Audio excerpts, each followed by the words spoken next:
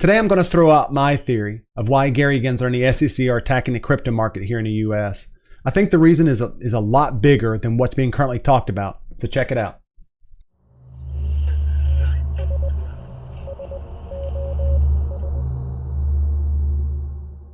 Hey, this is Lucas and welcome to the channel. Crypto influencers on YouTube have been floating ideas outlining reasons for why they believe Gary Gensler is attacking the crypto market here in the US. The most popular one seems to be the idea that the enforcement actions are being initiated to give Ethereum a monopoly. And I guess the reason would be is that, Gary Gensler is a big banking guy. And now we're finding out that JP Morgan is a bank behind Ethereum or backing Ethereum. Another reason is that they're saying is that the SEC is trying to hand this market off to Wall Street. While both of these might be true, I don't think it's the whole story. We've seen in the recent complaint filed by the SEC accusing Coinbase of listing securities that Ethereum tokens are a target as well as the other tokens like XRP. So what I think is happening with the SEC and crypto is just a small slice of a larger pie. I think the world is changing fast, and these enforcement actions are part of the shift of power from west to east. So about a month ago, I watched Ray Dalio's Principles for Dealing with the Changing World Order. I'm going to put the link in the description. You should watch it. Take 45 minutes of your time and go watch it because it really opened your eyes. And it changed my perspective on the US, the reserve currency, and America's power over the last 100 years. American exceptionalism, when it's taught in school, when we were kids, it teaches us that America is somehow unique from all the other countries in the world. Now, America is still great. It's the greatest country in the world. But the power that America had for the last 100 years, it was planned by elites. It was planned at the 1944 Bretton Woods Agreement. In his video, Dalio lays out his thoughts on the coming shift in global power and how the world order of American influence was really no different than any past order or future world order. He lays out his idea of the 100-year cycle, which is kind of like the Bitcoin 4-year cycle that we all have experienced. In the Bitcoin 4-year cycle, we know that there's going to be a Bitcoin halving, and then that's going to lead us into a bull market with a euphoric blow off top. And then we'll eventually get an 80 to 90% drop, and it'll lead us into a bear market that's going to last a year or two or more before just heading right back into another halving. And this happens over and over again. It forms a pattern. Well, just like the reoccurring Bitcoin 4-year cycle, there's also patterns that reoccur to form a 100-year cycle. Now, during this 100-year cycle that he talks about, there's a shift of all the monetary and political power. And this shift of global influence, it moves from one reserve country on the decline to another emerging country who will take its place. And an example would be how we had Britain in the 1800s who owned 25% of the world, and they were the world's power. But then during the early 1900s, that power shifted over to America. Now, if we look at this article here, it tells us that since 1450, there have been 6 major world reserve currency periods: Portugal, Spain, Netherlands, France, Great Britain, and now the United States from 1921 today. It goes on to say that if you notice, the average currency span is 94 years. The US dollar has presently been the world reserve currency for roughly 99 years. So you can see that there's another shift getting ready to take place. And so who's this shift going to be between? Is it going to be between America and China, America and Russia, or will it be a group of nations, maybe the BRICS nations? And in last week, Putin had another speech, and he tells us that a new era is coming. So over here on CNN, it says Putin lambasts the West and declares the end of the era of the unipolar world. It goes on to tell us that Russian President Vladimir Putin has declared the end of the era of the unipolar world in a combative speech that lambasted Western countries at the St. Petersburg International Economic Forum on Friday. When they won the Cold War, the U.S. declared themselves God's own representatives on Earth, people who have no responsibility, only interest. They have declared that these interests are sacred. Now it's one-way traffic, which makes the world unstable, Putin told the audience. And so what we're seeing right now is that countries are challenging the U.S.'s dominance, and that many nations are wanting to end to what they refer as to the unipolar world. And we all know that soon China will also challenge the U.S. over its claim on Taiwan. And lately we've seen a lot of news about the BRICS nations. And over here it says that BRICS is the acronym coined to associate 5 major emerging economies: Brazil, Russia, India, China, and South Africa. The BRICS members are known for their significant influence on the world affairs.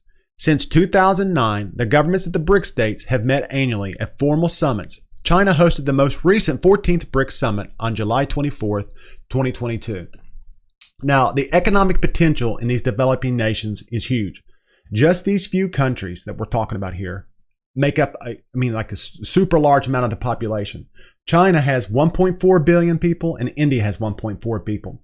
So just these two countries' populations make up like 35% of the world's population. So think, if these two populations are able to be banked with smartphones, think of what it's going to do for their middle class. And if you look down here, let me find this down here real quick. There is a list of countries that want to join the coalition, BRICS coalition. That's Bangladesh, Indonesia, Mexico, Turkey, Egypt, Nigeria, Sudan, and Syria, Saudi Arabia, Pakistan. They've all expressed interest in the memberships of the BRICS. Now, the more power and influence these BRICS nations get, the more new nations will want to join in this coalition. And just a couple of days ago, it was announced that these BRIC countries are working on a new global reserve currency. So that should make you shake if you're holding US dollars. It says here that it shouldn't be any surprise to those paying attention that Russia and China are strengthening their economic ties amidst continued Western sanctions on Russia as a result of the country's war in Ukraine.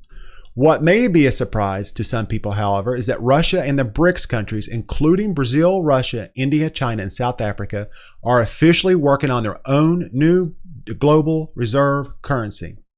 And this will be something that will give you a heads up on what's coming. This is an old interview with Jim Rogers. It's probably from 2011 or so.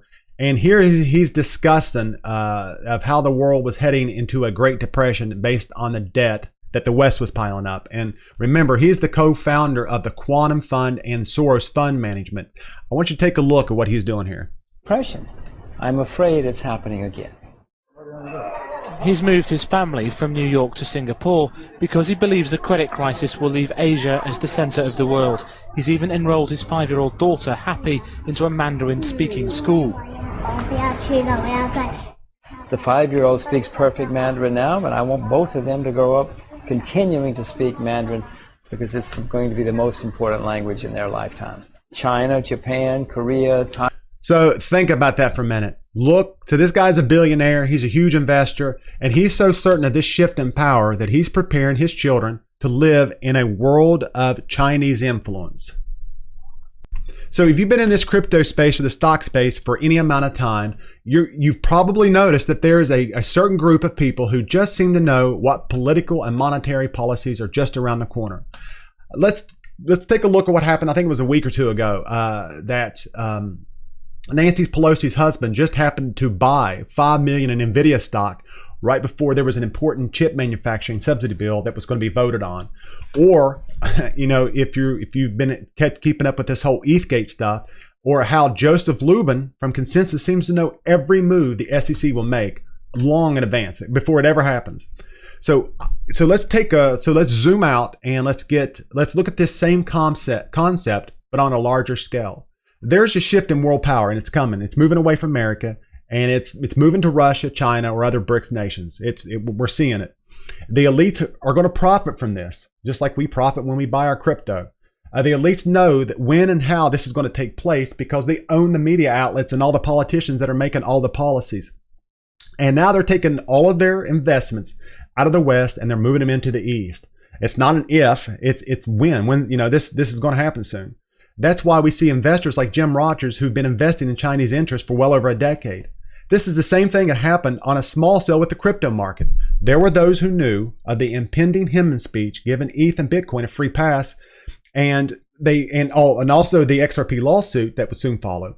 Those with the insider knowledge placed their bets. It's like they all knew what was coming, and they made their bets, shorted XRP, bought Ethereum, and they all made a ton of money. So this leads me back to what my video is about in the first place, and it's why Gary Gensler is going out of his way to wreck the crypto space. I think he's been activated, and I think he's been activated to handicap American innovation in crypto by the big whale investors and banks that have all their investment interest in the East now. Think about something. America led the way with the internet. American tech companies such as Apple, Google, and Oracle thrived here in America. But what's going on now? We're seeing enforcement actions. We're seeing them coming after Ripple and XRP. We're seeing them coming after the library tokens. And now they're coming after Coinbase and securities on there. So the exact opposite's happening now. And while retail investors are losing money hand over fist, we see that Gary Gensler is meeting with people like George Soros. Now, I couldn't find the meeting dates from Gary Gensler, but I do remember it. I remember Digital Asset Investor going over it, talking about on August 20th, 2021, per the public calendar, Gary Gensler had a phone call with George Soros. So they're not looking, Gary Gensler, whose job is to look after crypto investors, that's not what he's doing. And this is exactly the reason there's so few crypto exchanges that are allowed to operate in America. I've been in this space coming up on 5 years. It'll be 5 years in December. And I can't count the times that I would go to an exchange to start an account only to get the message that it was not available in Iran, North Korea, and America. Imagine that. Imagine that America is thrown into categories consisting of horrible dictatorships like Iran and North Korea. So, and there's even people talking about it here. Crypto exchanges barring U.S. citizens is heartbreaking and frustrating. I hear you. This was back in 2020. The United States has cracked down on regulation around cryptocurrency over the past few years. The frustrating part, the very laws meant to protect citizens can make it extremely difficult for them to have trading careers in crypto, even costing them potential profits. Yes. Also, think about this. How is it that a crypto like XRP is being given regulatory clearance and is being utilized in large parts of Asia and the Middle East, but having such a hard time in what used to be the freest country in the world? The answer is that America's failing. It sucks, but it's at the end of its lifespan as the sole world superpower, and in the eyes of the elite, crypto would be wasted on a world power that was in decline and rot. The elite have pulled out all their investments out of America and have decided to go all in the countries in the East. Think about what crypto is. It's the jewel of innovation, and it's going to be power the next 200 years of finance. Everything from banking, the Internet of Things, tokenized assets, and the metaverse will be powered by crypto. It would be like being at a race and taking your best jockey and placing him on the old beat up horse on the verge of being retired. Why not? Why wouldn't you just take him and put him on the fresh horse straight out of the stables? The elite can't prop up their investments in China and Russia if they allow America to control the new financial system and the emerging markets of IoT and NFTs. Those two markets alone will be huge. And we've all heard the phrase, a level playing field. And here in the crypto space, and especially the XRP space, we take this to mean that all coins must be judged equally with no special treatment from government agencies like the SEC. But I think this level playing field thing has a bigger meaning. The level playing field, to me, describes what the order of the new world will be. And it's going to be one where America is playing a much smaller role. A level playing field means that there won't be one country pushing its weight around. And I also think that it means that the standards by which Americans are living right now will be greatly reduced. And we're seeing this already with how inflation has reduced the power of the dollar. So if the elite want to create this new level playing field, would it be easier for them to bring up the standard and influence of all of these other countries? Or would it be easier for them to bring down the standard and influence of just one nation? To me, it sounds like it would be easier just to go in and chop the legs out from under the one nation who they think has been pushing its weight around for the last 50 years. And right now, Americans are being force-fed celebrity drama like the Johnny Depp trials and manipulated into conflicts with their neighbors over social issues like transgenderism and abortion and all the other medical stuff that's going on right now. This is to keep their attention away from the reset of the world order and the end of the dollar's reserve currency. I don't even think the majority of Americans even understand how lucky they are that the dollar is the reserve currency and what happens when it isn't anymore. I'm hoping that the people we vote for have a plan to keep America from becoming the third world country, but somehow I doubt it. I think they're so preoccupied with greed that the citizens are the last thing on their mind. So that's going to wrap it up for me. If you don't care, please hit the like and subscribe, as this is a new channel and I need all the help I can get. I hope that you enjoyed the video and you got something from it or it made you think for a minute. Let me know in the comments if this scenario that I've laid out is way off the mark, or if you also believe that America is being purposefully left out of the crypto race. Thanks.